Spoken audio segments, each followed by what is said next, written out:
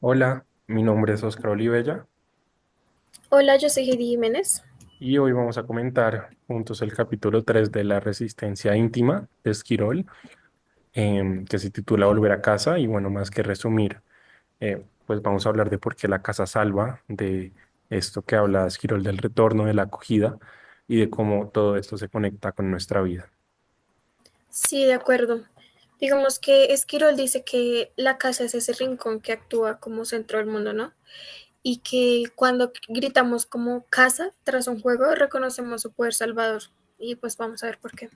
Sí, y hablando del centro y el refugio, pues él arranca hablando de cómo en un universo infinito la casa nos protege de esa inmensidad que asusta, y que para él incluso un cubículo modesto pues es más casa que un palacio, porque el centro pues requiere calidez y también definición.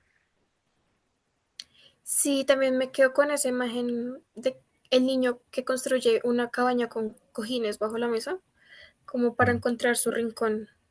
Y digamos que da la idea de que la casa no son muros, sino es un hábitat protegido. Es un recogimiento que nos da paz.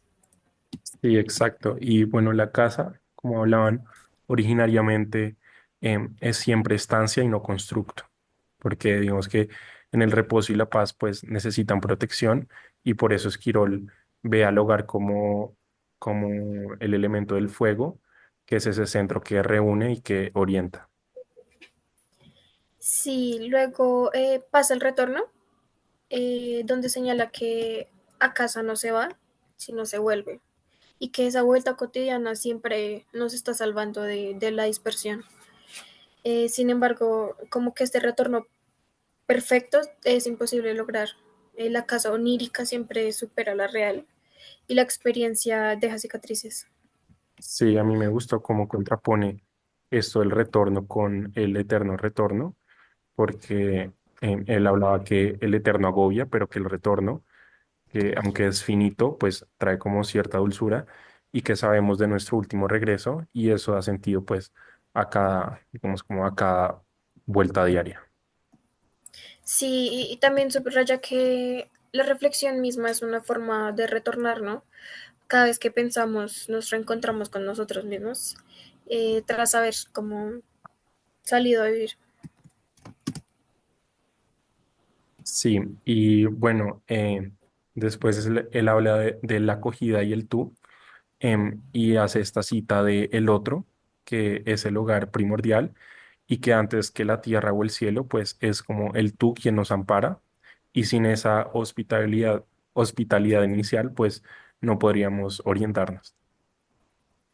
Sí, digamos el abrazo materno, como esa primera cuna, es un gesto que pues define la intimidad. Y ese carácter femenino de la acogida, como de la suavidad del cuidado, no es, no es reclusión, sino apertura y protección contra esa dispersión. Y por eso es que Esquirol insiste en que la resistencia íntima no es un muro, sino que es como un tejido de abrazos y de recepciones que nos vinculan con ese mundo exterior. De acuerdo. Luego enlaza la casa con el don, la casa como techo y el cuenco de las manos como receptáculo, que son metáforas del dar y del cobijo, y nos habla como de la economía del don frente al consumo desbocado. Sí, también cuenta esta anécdota del fraile que sigue pidiendo limosna y que aunque le escupieran, pues es brutal porque su mano, eh, o sea, su mano como receptáculo recoge para pues dar de nuevo y eso ejemplifica la filosofía del don que nace de este refugio, más que de la transición, de la transacción, perdón. Sí, y también advierte que la solidaridad, perdón, tiene forma de casa, ¿no? O sea, como eh, digamos, pensemos en un hospital o en un albergue, son casas de caridad. Y sin esa economía del don, pues las ciudades se vuelven urbanizaciones frías.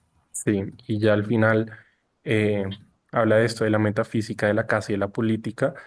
Y en su metafísica, Esquirol propone que la filosofía debería comenzar pues desde sus inicios con la casa y con la permanencia protegida, más no con esta sustancia inmutable, porque pues la casa es abrigo y no es una mera abstracción. Sí, y también enlaza con la política de que el retorno a casa no es renuncia, sino un compromiso. Y la resistencia íntima no cierra al mundo, sino que abre vínculos. Y sin ella, pues la política se, como que se banaliza. Sí, y bueno, en suma es habitar auténticamente es cuidar ese refugio que pues todos llamamos casa y extender ese cuidado a la comunidad.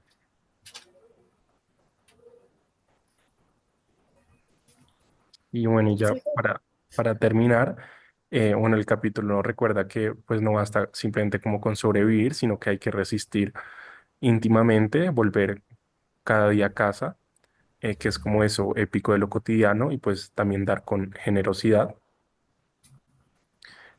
Sí, bueno, gracias. gracias.